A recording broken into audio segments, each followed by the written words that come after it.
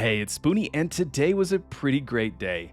I woke up to news that Kitten Space Agency has entered into its industry pre-alpha early access period. What that means is that industry folks are now receiving the latest builds. A small group of people from some space agencies and companies around the world are now giving some preliminary feedback to the development team to help fine-tune the game. This includes those working for some space agencies, some lecturers and scientists, as well as a small number of content creators and modders. And obviously this is really exciting because that means we are that much closer to an early access build of the game. But what made this even more exciting is that after I finished reading the post, I got a message on Discord from Dean Hall inviting me to try out the pre-alpha build. Needless to say, I am really thankful to be part of this group that gets to try out the game firsthand and share my experiences with all of you. So again, I'd like to say thank you and a huge congratulations to everyone at Rocketworks whose hard work has gotten them to this point. It is really impressive how quickly this game went from being announced to an industry pre-alpha. So let's get into it.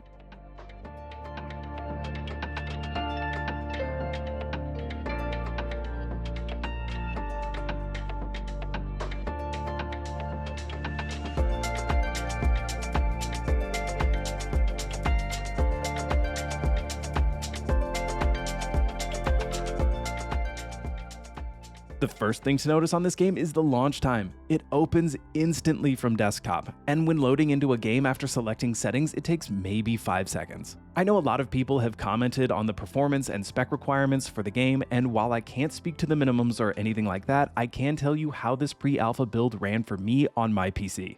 So to be fair, I am using a pretty beefy machine. I'm running a 4090 and an i9 14900K with 64 gigs of DDR5 RAM clocked at 7200. I know, it's overkill.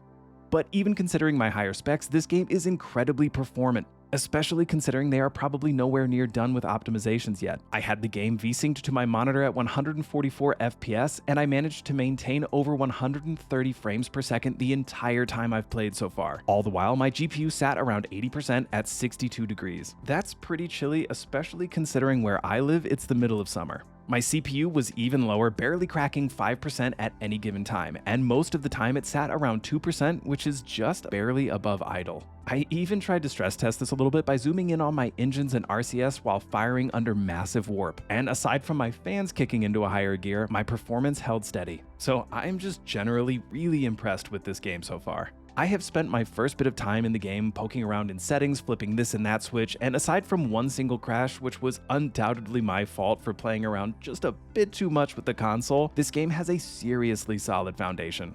The bottom-up approach by Rocketworks implemented here is paying off in spades because somehow, with less than a year in development, this game is already more performant than KSP2 ever was, and frankly, I think it looks a lot better. So I'm gonna fly a mission so that everybody can get a sense for how the game is playing so far. I'll continue to post missions that I fly to Mars, moons, or any of the other planets, but if there's something specific that you'd like to see, let me know in the comments below and I will do my best to include it in future videos. All right, so we're gonna fly a mission to Mars, maybe Jupiter. No, let's do Mars. We're gonna fly a mission to Mars, but first, just listen to how good these sounds are. The RCS thrusters. That is so satisfying. I don't know if, because you know YouTube compresses things a little bit, I don't know if you can hear like how chunky that on and off sound is. It's really, really satisfying. Same thing with the engines.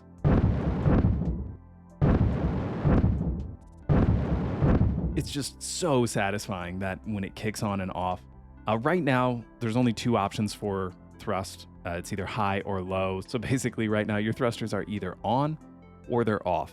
There's no in between. So using the autopilot is a little tricky. You can't really do it under warp because it doesn't, you know, it can't go 10% engine power. It's on or off. But you know, like I said, this is pre-alpha, and it's really impressive. As you can see, right now, 133 FPS. Nothing I do really changes that. Doesn't matter if I'm firing. If anything, my FPS actually improved.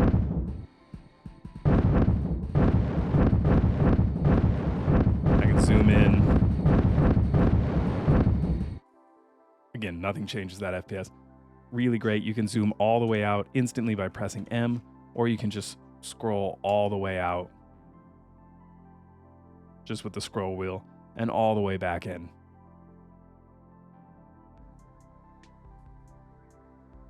So let's take a look at where we plan to go. We are going to go all the way to Mars this time. All the way out here. And to clean this up, it's really, really nice. You can go to view and you can turn off the orbit lines. So if you want to show none, you want to show all of them, or you want to just turn on, like we're just going to turn on Mars. We're going to turn on Earth, and we're going to turn on our vehicle. So rocket, and then Earth. So this will make it really easy to see exactly what we want to do. You can still see some of the planets out here, really cool. Let me turn off the stars real quick so you can see. Let's see. If I remember how to turn off the stars, you can do it. Yeah, it's in settings, okay. So stars, apply. And now you can see those are the planets, moons, asteroids, other orbital bodies.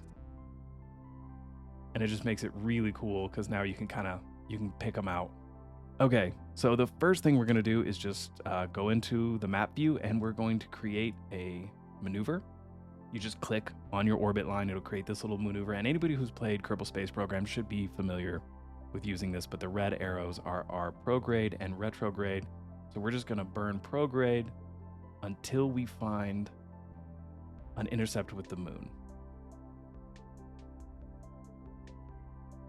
And one of the things I really like is just how much you can pull these. It gives you the ability to fine-tune it so much more. In Kerbal Space Program, you couldn't move them very far, and it kind of made it difficult to really fine-tune maneuvers.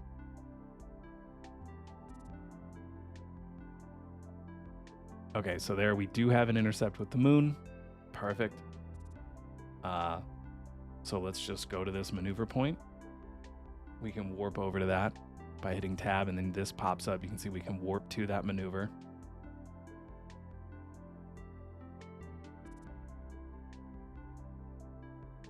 You can also hit this arm burn, which will make it burn automatically, but like I said, right now, engines are either on or they're off. I have ended up overshooting my burns several times using it right now, so unless you take the warp all the way down, it's a little finicky right now. All right, but we'll use it this time just to show you guys. So we want to bring our warp all the way down.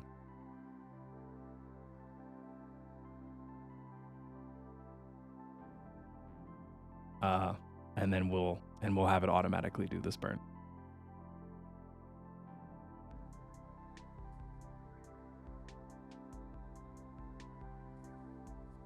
It did pretty well there. So let's delete this maneuver.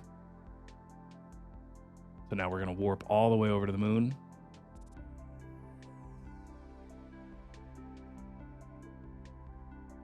Let's see, can we find the moon? It should be really close to us. All right, it's coming up. All right, we're on our encounter now. So let's get as close as we can. We're going to burn retrograde so that we can do a really close flyby. And these are all resizable, which is just really awesome. So now we'll burn retrograde. And we'll get as close as we can to the moon's surface. That's pretty close. And when we get there, we'll launch back out into space and we'll continue on to Mars.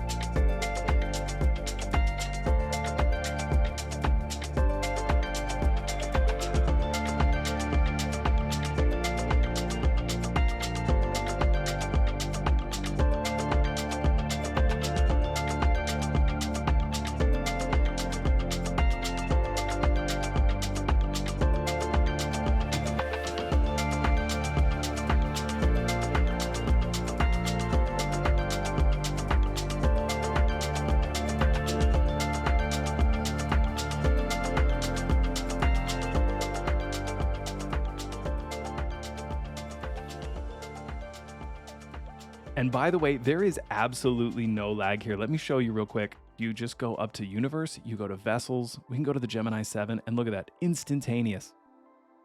Absolutely no lag whatsoever. Instantaneous. I can press M, go back to the rocket. We can switch back to rocket instantaneously, absolutely no lag, and that's just really impressive.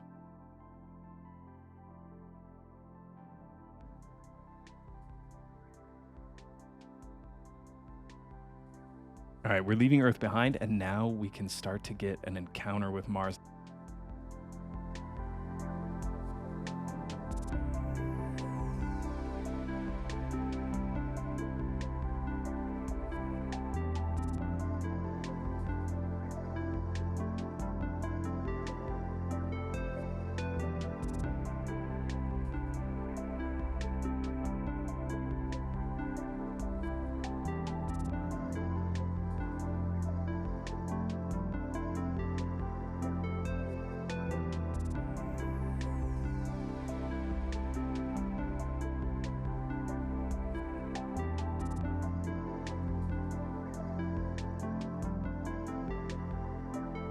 All right, so we've got our encounter with Mars, and now we're just gonna warp there.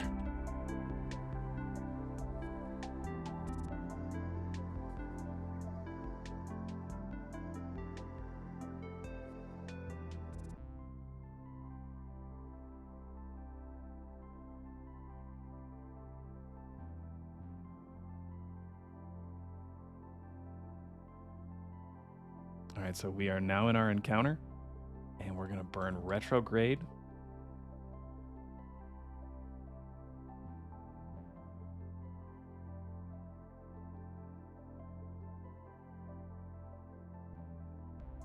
Okay, so we should be in a full-on, yep, we've got an orbit around Mars now. There it is, way down there. But let's get a little closer.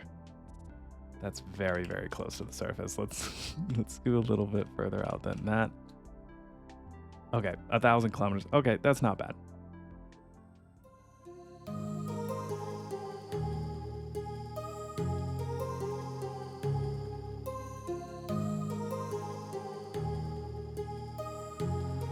My heart rages around like an ocean in my head, because there are so many things that I left unsaid.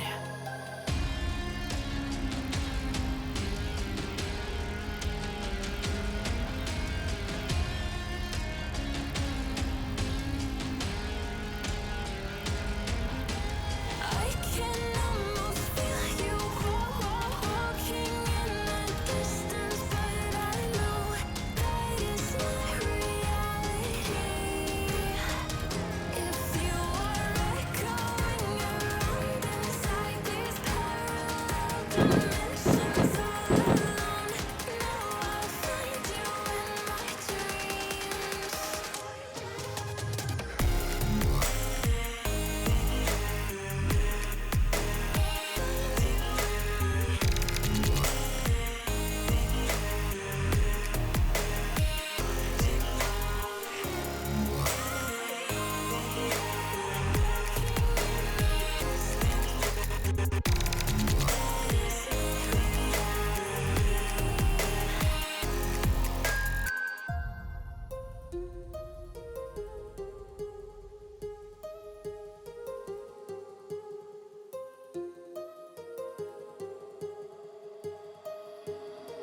My heart rages around like an ocean in my head.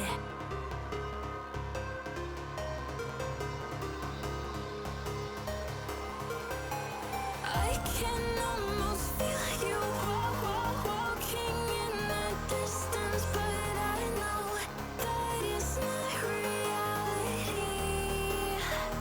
If you are echoing. Oh, there's one of the dust storms. If we go just a little lower, we'll end up flying through this, and I really want to try to do that. So see if we can fly through this. So let's go retrograde and get really close to the surface there.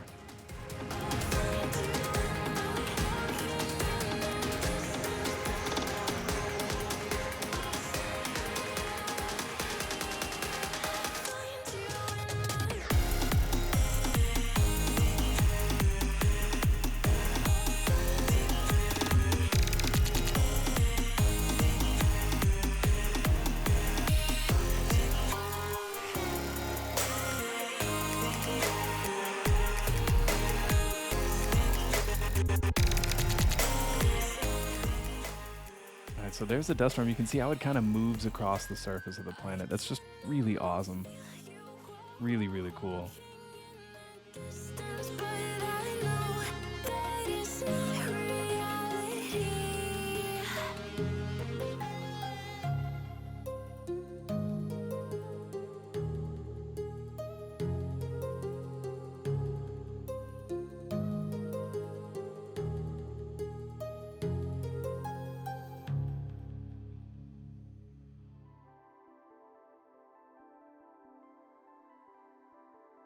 Okay, we're getting pretty low here.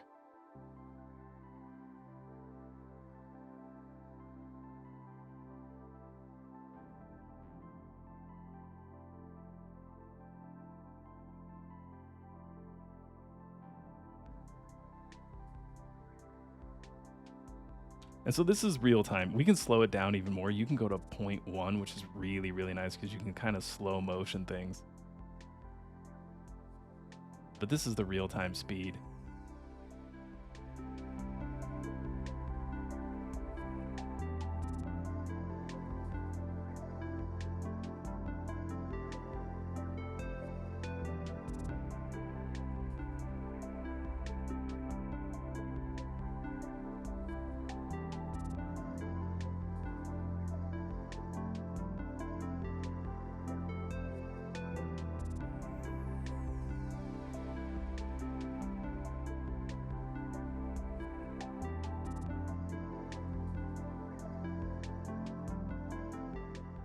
Okay, we are actually going to impact.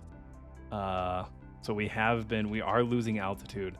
We went a little too low and our orbit is degrading. So we are going to have to burn prograde to bring ourselves back up into orbit. Luckily, we have quite a bit of fuel.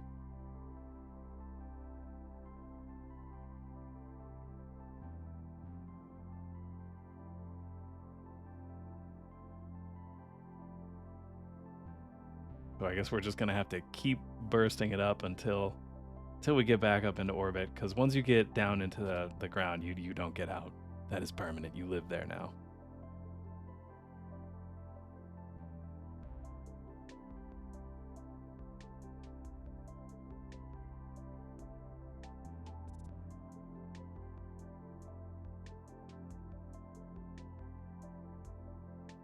Okay, so we're already flying out of here.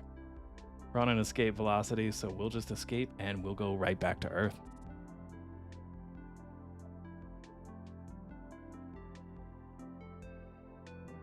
So overall, I have to say the hype is real. This is a seriously great start, and the progress I am seeing here is really impressive. This game looks great, it feels great, and for a pre-alpha developer build, I really can't say anything negative about it.